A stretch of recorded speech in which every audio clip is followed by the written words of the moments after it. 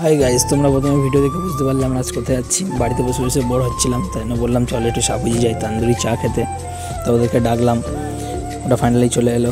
তারপরে চলে আসার পরে আমি তো বাইকে উঠে পড়লাম।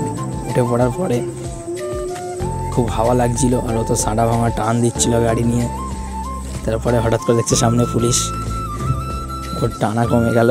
তারপরে একটা ভাঙা রাস্তা দিয়ে গাড়ি ঢুকিয়ে দিল ভয়তে। তারপর যেতে দেখছিলাম প্রচুর অন্ধকার রাস্তাটায়। তারপর সাপুজি মেন রোডে চলে এলাম। আসার পরে আমরা চলে এলাম মার্কেটে, সাপুজির মার্কেটে। আসার পরে তারপরে সাপুজির মার্কেটে তো ঢুকছি।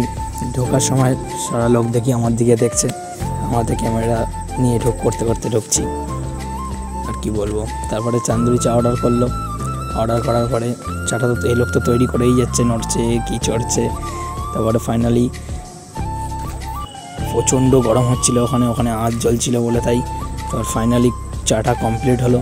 চাটা ঢেলছিল, ঢেলার পরে একটু চকলেট দিয়ে দিল আমাদেরকে। চকলেট দেওয়ার পরে দিল, তারপরে খাচ্ছিলাম। খেয়ে দেখলাম সেই টেস্ট বললাম। তারপরে সুরজিৎ বললো একটু ছবি তুলবো, তাই জন্য একটু ছবি তুলে নিল। তুলে নেওয়ার পরে বললো আবার কিছু খাবো, তাই জন্য খেতে চলে আসলো। তারপরে এসে দেখলাম টেকনিকটা খুব সুন্দর লাগলো। তারপরে খাওয়া শুরু। খাওয়া দাওয়ার পরে ফাঁকায় চলে এসেছি। ফাঁকায় চলে এসে যেন শান্তি পেলাম, প্রচণ্ড গরম ছিল ভিতরে। তারপরে বাইকে উঠলো, ওঠার পরে বলছি আমি এখন তেল ভরবো। তেল ভরতে চলে এলাম পেট্রোল পাম্পে। আমি টাকা পেমেন্ট করে দিলাম। করার পরে বাইকে উঠলাম। তারপরে বাড়ি। আজকের মতো ছোটো মিনি ব্লগটা শেষ করলাম।